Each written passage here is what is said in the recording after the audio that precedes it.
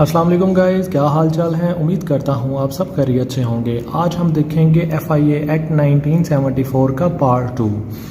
और गाइस, अगर आपने पहला हिस्सा नहीं देखा तो अभी डिस्क्रिप्शन बॉक्स में जाएं और दिया हुआ लिंक ओपन करके पहला हिस्सा लाजमी देख लें, क्योंकि जब तक आप दोनों हिस्से नहीं देखेंगे आपको FIA एक्ट का मुकम्मल कंसेप्ट समझ नहीं लगेगा। पार्ट 1 में मैंने इसकी थोड़ी सी हिस्ट्री बताई है, तो आप वो हिस्ट्री लाजमी देखें ताकि आपको कंसेप्ट क्लियर हो जाए। चलें आगे बढ़ते हैं। आज का हमारा टॉपिक है फेडरल इन्वेस्टिगेशन एजेंसी एक्ट 1974। इसमें सबसे पहले मैं आपको बताऊं कि जो एक्ट था वो बेसिकली 1974 में पास हुआ था और 1975 में इसको पाकिस्तान के ऑफिशियल गज़ट में पब्लिश किया गया था। तो आपको कहीं ये 1975 का एक्ट लिखा हुआ मिलेगा और कहीं 1974।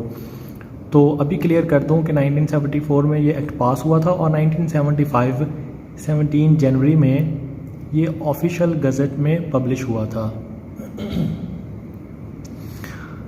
आगे बढ़ते हैं।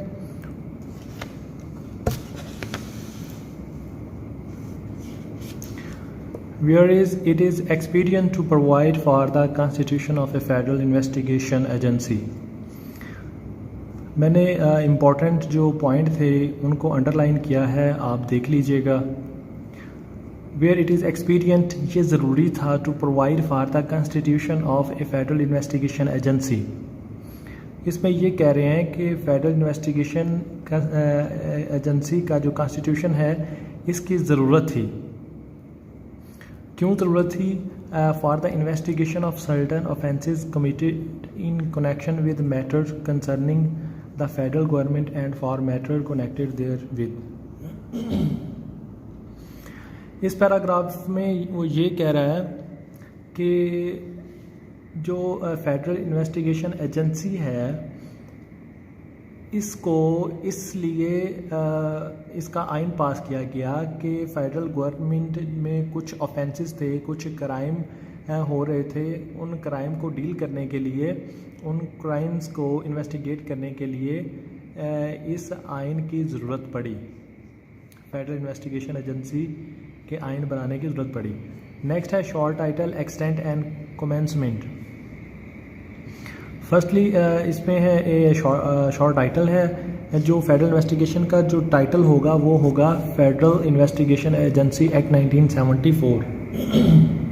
जो मुकम्मल नाम होगा वो ये होगा। नेक्स्ट है it extends to whole of Pakistan. जो एक्सटेंड है ये इसकी डोमेन है और इसका दायरा इख्तियार कहाँ तक होगा वो होगा whole of Pakistan and also apply to all citizen of Pakistan. Pakistan के हर शहरी के ऊपर और पाकिस्तान के अंदर हर सरकारी अफसर के ऊपर, खा वो कहीं भी हो, wherever they may be, चाहे वो कहीं भी हो। ये जो FIA एक्ट है उसके दायरा इख्तियार के अंदर है। थर्ड है commencement, it shall come to force at once. इसका मतलब है कि जब ये एक्ट पास होगा ये फौरी इन फोर्स हो जाएगा, इसकी जो पावर है फौरी एक्सरसाइज हो जाएंगी। ये नहीं कि 1974 में पास हुआ है और ये इसका इतलाक़ होगा 1979 में या 80 में, ठीक है। ये जैसे ही पास होगा उसके फौरी बाद इसका इतलाक़ हो जाएगा। ये shall come to force at once, ठीक है जी। नेक्स्ट टॉपिक है definitions. In this act unless there is anything repugnant in the subject or context. ये लाइन बहुत इंपॉर्टेंट है, unless there is anything repugnant in the subject or context. इसका मतलब है सियाको सबाक। ये दिखने से आपको शायद ना लग रहा हो पर ये लॉ की इंग्लिश है और इसका वर्ड के लिहाज से मीनिंग नहीं होता, ये टर्म वाइज इसका मीनिंग होता है। तो इसका रिपोनेंट से लेके कंटेक्स्ट तक इसका मतलब है सियाको सबाक। अनलेस देयर इज़ एनीथिंग, जब तक इसके साथ कोई सियाको सबाक ना हो।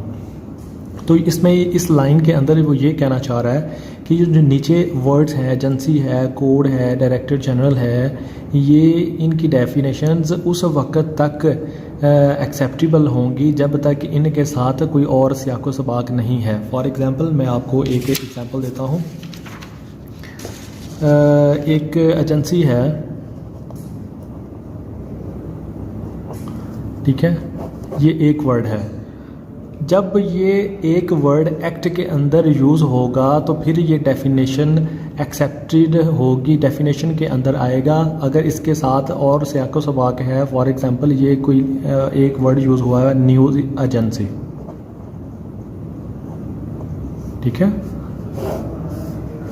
एजेंसी वर्ड वही है, इसके शुरू में एक एक्स्ट्रा वर्ड यूज़ हो गया है तो इसका मतलब है कि ये रिपग्नेंट हो गया है, तो अब ये इसकी डेफिनेशन नहीं एक्सेप्टेबल होगी। जब तक ये वर्ड एजेंसी अकेला यूज़ होगा तब इसकी डेफिनेशन फॉल करेगी, वह अदरवाइज़ नहीं करेगी। पहली डेफिनेशन है agency means federal investigation agency. इस एक्ट के अंदर जब भी एजेंसी का नाम यूज़ होगा तो इसका मतलब है फेडरल इन्वेस्टिगेशन एजेंसी।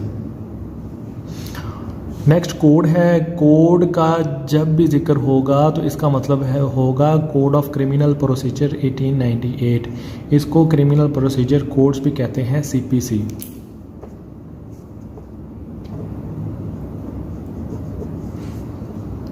ये हर पुलिस ऑफिसर को ट्रेनिंग के दौरान ये CPC लाजमी पढ़ाया जाता है, बड़ा इंपॉर्टेंट टॉपिक है ये CPC।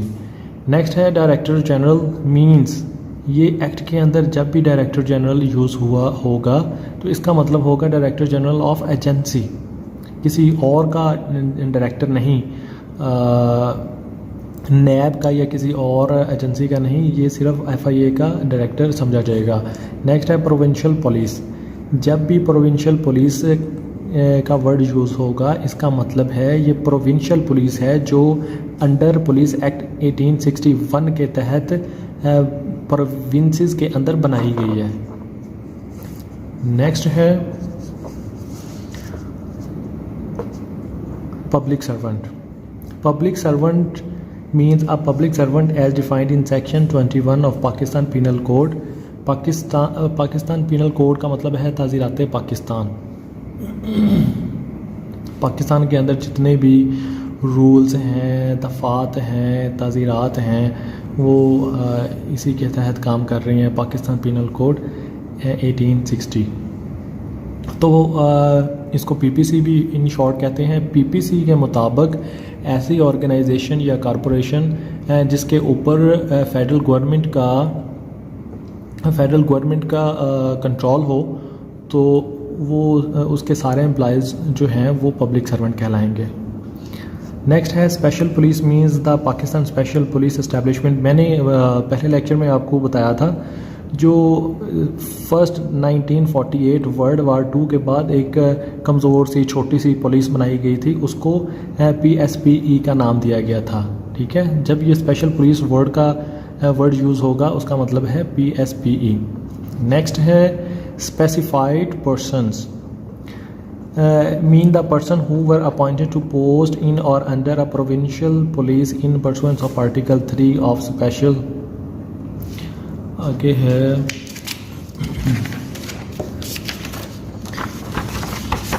Special police and provincial police amalgamation order 1962 PO number 1 of 1962। इसका ये मतलब है कि जो भी लोग मींस के कोई भी लोग हो सकते हैं, FIA के लोग हो सकते हैं, कोई आम सिटीज़न ऑफ पाकिस्तान भी हो सकते हैं, वो क्या करेंगे, इस प्रोविंशियल पुलिस के साथ मिलके काम करेंगे। और इसको अथॉरिटी कौन दे सकता है, वो FIA दे सकती है, वो फेडरल गवर्नमेंट। कोई भी किसी भी पर्सन को जब अथॉरिटी दे दी जाती है किसी पुलिस के साथ, तो वो स्पेसिफाइड पर्सन्स कहलाएंगे। ये पर्सन कोई भी हो सकते हैं, ये FIA के एम्प्लॉइज़ भी हो सकते हैं, ये गवर्नमेंट के एम्प्लॉइज़ भी हो सकते हैं, ठीक है, ये आम आदमी भी हो सकता है। नेक्स्ट टॉपिक है constitution of agency. Notwithstanding anything contained in any other law of that time being in force। ये लाइन भी ज़ाहिरी बात है मुश्किल है और इसको समझना भी बहुत ज़रूरी है। ये तकरीबन हर एक्ट के अंदर कोई ऑर्डिनेंस पढ़ेंगे, कोई एक्ट पढ़ेंगे तो ये लाइन आपको लाजमी मिलेगी। तो मैं आपको कोशिश करूँगा इस लाइन की समझ लग जाए। नॉट विद स्टैंडिंग का मतलब है मनसूखी, मनसूख हो जाती है। Any thing content in any other law, वो ये कहना चाह रहा है कि कोई भी रूल जो किसी और जगह पे मेंशन है और कंट्राडिक्ट क्लैश कर रहा है, ये जो हम न्यू रूल बना रहे हैं उसके साथ, तो पिछला जो रूल है वो कैंसिल आउट हो जाएगा। ठीक है, यहाँ मैं अब आपको एक छोटी सी सिंपल सी एग्जांपल देता हूँ कि अब एक पर्सन है, उसको मैं कहता हूँ कि आप बोल नहीं सकते। ठीक है, तो ये मेरा एक रूल, मैंने एक रूल बना दिया कि आपका बोलना मना है। लेकिन कॉन्स्टिट्यूशन ऑफ पाकिस्तान में एक फ्रीडम ऑफ स्पीच का लॉ है और उसको एक अपना राइट है कि वो उसको बोलने का हक है। ठीक है, तो मैंने जो नया रूल बनाया, ठीक है, उसके साथ अगर हमने ये लाइन रख दी notwithstanding anything contained in any other law, तो क्या होगा, जो उसका बुनियादी हक था पहले ऑलरेडी मेंशन्ड था, ऑलरेडी रूल बना हुआ था, तो वो क्या हो जाएगा, वो कैंसिल आउट हो जाएगा। और जो मौजूदा मैंने उसको कहा कि आपने बोलना नहीं है, वो वाला रूल उस पर अप्लाई होगा और पिछला जो रूल है वो कैंसिल आउट हो जाएगा। ठीक है, ये इस पूरी लाइन का मतलब ये है। तो ये कोई भी रूल बनाने से पहले ये लाइन लाजमी लिखते हैं कि कोई भी रूल इसके साथ जब क्लैश करेगा तो पहले वाला रूल ख़त्म हो जाएगा। न्यू रूल क्या बना रहे हैं, द फेडरल गवर्नमेंट में constitute an agency to be called the federal investigation agency for inquiry into. वो कह रहे हैं कि फेडरल गवर्नमेंट एक एजेंसी बनाएगी जो क्या करेगी, इन्वेस्टिगेशन करेगी किस चीज़ की, एन अटेम्प्ट और कॉन्स्पिरेसी और to commit and abetment of any such offence. इसमें वो ये कह रहा है कि अगर एक बंदा जुर्म करता है या एक जुर्म की साजिश करता है या अबेटमेंट या जुर्म करके उसमें से भागने की कोशिश करता है, तो एजेंसी क्या करेगी, उसको इन्वेस्टिगेट करेगी और उसको कोर्ट तक लेके जाके उसको सज़ा दिलाएगी। The agency shall consist of director general to be appointed by the federal government and such number of other officers. इसमें ये कह रहा है कि जो एजेंसी है वो एक डीजी डायरेक्टर जनरल को अपॉइंट करेगी, रिक्रूट करेगी इस एजेंसी को चलाने के लिए, और इसके साथ बाकी ऑफिसर्स भी रिक्रूट करेगी फ्रॉम टाइम टू टाइम, वक्त के साथ, और जितनी उनको ज़रूरत होगी उतने वो एम्प्लॉय रिक्रूट करेंगे और एक डीजी होगा जिससे वो पूरी एजेंसी चलाएंगे। नेक्स्ट हमारा टॉपिक है, पॉइंट है superintendence and administration of the agency. Superintendence means निगरानी, निगरान कौन होगा इस एजेंसी का, एंड एडमिनिस्ट्रेशन और इंतज़ामिया कौन होगी। Superintendence of the agency shall vest in the federal government. इसकी जो निगरानी होगी, इसकी जो निगरान होगा वो फेडरल गवर्नमेंट होगी। ठीक है जी, और एडमिनिस्ट्रेशन इसकी कौन करेगा, वो करेगा director general, who shall exercise in respect of the agency such as powers of an inspector general of police. ये देखें कि डीजी की इतनी पावर्स दे दी गई हैं जितनी एक प्रोविंस के अंदर एक आईजी की होती है। ठीक है, इसकी अथॉरिटी चेक कर लें, एक डीजी की जितनी एक प्रोविंस के अंदर आईजी की होती है। ये तो सिर्फ डीजी की मैं बात कर रहा हूँ, इसके नीचे भी अगर कोई सब इंस्पेक्टर भी है उसकी भी बहुत सारी अथॉरिटी है। हम आगे पढ़ते हैं। नेक्स्ट टॉपिक है powers of members of the agency. Agency के जो मेंबर्स होंगे उनकी क्या पावर्स होंगे। Subject to any order which the federal government may make in this behalf the members of the agency shall for the purpose of an inquiry. आप ये जो underline की हुई है लाइन, इसको आप पढ़ें। The members of the agency shall have throughout Pakistan such powers to search, arrest of persons and seize of property। इसमें ये कह रहे हैं कि जो एजेंसी के मेंबर्स होंगे उसमें उनमें इतनी पावर होगी, वो किसी भी पाकिस्तान के किसी भी सिटीज़न को, किसी भी ऑफिसर को सर्च कर सकते हैं, अरेस्ट कर सकते हैं और उसकी प्रॉपर्टी को सीज कर सकते हैं। And such duties, privileges and liabilities, वो कह रहा है कि एक जो और उस मेंबर की जो ड्यूटीज़ होंगी वो लाइक आ प्रोविंशियल पुलिस की जो ऑफिसर होता है सेम लाइक इट इज़ होंगी। नेक्स्ट क्या है जी, subject to rules if any a member of the agency not below the rank of sub inspector. Agency में ऐसा मेंबर जो कम से कम सब इंस्पेक्टर है क्या कर सकता है जी, exercise any of the powers of an officer in charge of a police station in any area in which he is for the time being.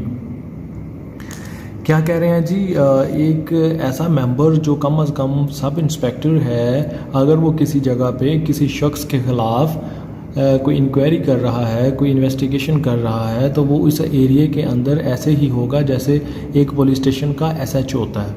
क्या बात है जी, एक सब इंस्पेक्टर को पूरे उस एरिया का एसएचओ की पावर एक्सरसाइज कर सकता है एक सब इंस्पेक्टर।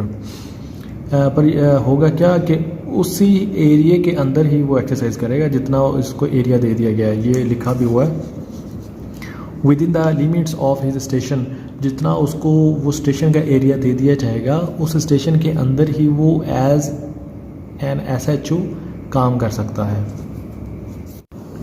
नेक्स्ट है जी, without prejudice to the generality of the provision of the sub section 1 and sub section 2, any member of the agency not below the rank of sub inspector authorized by Director General in his behalf may arrest without warrant any person। इस paragraph में क्या कह रहे हैं कि without प्रीजुडाइस, बगैर किसी तासुब बंदी के, जो सब सेक्शन 1 है और सब सेक्शन 2 के अंदर एक मेंबर को पावर्स दी गई हैं, वो एक्सरसाइज कर सकता है और मज़ीद क्या कर सकता है कि किसी भी पर्सन को विदाउट वारंट आप अरेस्ट भी कर सकते हैं। आप अगर अपनी इन्वेस्टिगेशन में समझते हैं कि फ़लाँ बंदे को अगर पकड़ा जाए तो आपको काफ़ी इन्फॉर्मेशन मिल सकती है, कुछ एविडेंस मिल सकता है, तो उसको आप विदाउट वारंट आप गिरफ्तार कर सकते हैं। थर्ड पॉइंट है, for the purpose of exercise by members of agency of the power of an officer in charge of police station। मैंने ऊपर बताया था कि एक एफआईए के सब इंस्पेक्टर को एक एसएचओ की पावर दी जा सकती हैं, तो उसको दोबारा एक्सप्लेन कर रहा है। जनरली और specially includes any place declared, कह रहे हैं कि वो जो एसएचओ शिप है वो किसी भी एरिया में दी जा सकती है, लेकिन क्या होगा जी, be a police station within the meaning of code. जो मीनिंग ऑफ द कोड होगा, जो हमारा कोड है वो क्रिमिनल प्रोसीजर कोड है, सीपीसी। जो सीपीसी होगा उसके दायरे के अंदर रहते हुए वो अपनी एसएचओ की पावर्स को एक्सरसाइज कर सकता है। वही पावर्स को दोबारा एक्सप्लेन किया गया इसमें। If in the opinion of a member of agency conducting and investigating any property which is subject matter of investigation is likely to be remove transferred. हाँ जी, इसमें ये कह रहा है कि अगर कोई एजेंसी का मेंबर किसी केस के अंदर इन्वेस्टिगेशन कर रहा है और उस इन्वेस्टिगेशन में जो कोई प्रॉपर्टी यूज़ हुई है is likely to be remove transferred, और वो जो प्रॉपर्टी है एनी प्रॉपर्टी, अगर तो उसके ऑनर ने उसको क्या किया है जी, रिमूव किया है, ट्रांसफ़र किया है और अदरवाइज डिस्पोज्ड, या उसने अपने नाम से उसको खारिज किया है, तो जो एफआईए के मेंबर है, ऑफिसर है, वो क्या कर सकता है, देखते हैं नेक्स्ट पेपर में आपको दिखाता हूँ। Appropriate authority for its seizure is obtained. Such member may, by order in writing, direct the owner or any person who is for time being possession there। क्या कर सकता है मेंबर, क्या कर सकता है, डायरेक्ट द ऑनर को एक नोटिस भेज सकता है कि क्या करे, नॉट टू रिमूव, ट्रांसफ़र और otherwise dispose of such property, और उसको नोटिस दे और उसको वार्न करे कि आप इसको ना तो रिमूव कर सकते हैं और ना ट्रांसफ़र कर सकते हैं किसी नाम पे, और ना इसको ख़त्म कर सकते हैं। And such order shall be subject to any order made by the court. हाँ, उसमें ये कह रहा है कि जब तक इसके अंदर कोर्ट शामिल नहीं होती, कोर्ट का फैसला शामिल नहीं होता, तब तक यही पावर्स होंगी। अगर कोई कोर्ट जो है वो ऑर्डर कर देता है, स्टे कर देता है किसी प्रॉपर्टी के ऊपर, तब ये जो हमारी पावर्स हैं वो ख़त्म हो जाएंगी। तब आप उसके ऊपर कुछ नहीं कर सकते जब कोर्ट इसके अंदर आ गई है। तो any contravention of an order made under subsection 5 shall be punishable with rigorous imprisonment for a term which may be extended to 1 year or with fine or with both। कह रहे हैं कि अगर मेंबर ने, FIA के member ने कोई फ़ैसला कर दिया है, किसी भी आदमी को कह दिया है कि आपने ये जो प्रॉपर्टी है इसको नहीं छेड़ना, ना आपने ट्रांसफ़र करना है, ना इसको डिस्पोज़ करना है, तो अगर वो आदमी उसको फिर भी ट्रांसफ़र कर देता है तो उसके अगेंस्ट सख्त जो है वो कार्रवाई की जाएगी, उसको 1 साल की सज़ा भी दी जाएगी और विद हैवी फाइन। ठीक है जी। नेक्स्ट है 5A, certain officers of the agency deemed to be public prosecutor. Agency के कुछ ऑफिसर्स को पब्लिक प्रोसिक्यूटर की पावर्स दी जाएंगी। हालांकि पब्लिक प्रोसिक्यूटर्स लॉयर्स होते हैं, वकील होते हैं, लेकिन ये जो 5A है ये अमेंडमेंट के ज़रिए ऐड किया गया था इस एक्ट के अंदर 2002 में। ये कहा गया था कि हमारा जो ऑफिसर है उसको लॉयर का दर्जा दे के वो क्या बन जाएगा, पब्लिक प्रोसिक्यूटर बन जाएगा, और FIA के जो केसेस होंगे वो कोर्ट के अंदर, स्पेशल कोर्ट के अंदर जाके लड़ेगा। मज़ीद हम देख लेते हैं इसके अंदर, notwithstanding anything contained in any other law for the time being in force, the assistant director legal and deputy director of the agency shall deem to be public prosecutors. वही line आ गई जी, not with standing के पहले कोई भी मौजूद है कानून वो मनसूख हो जाएगा और जो हम अभी कानून बना रहे हैं वो लागू होगा। कह रहे हैं जी असिस्टेंट डायरेक्टर लीगल और deputy director law as a public prosecutor काम करेंगे, किसके लिए, FIA के लिए, एजेंसी के लिए।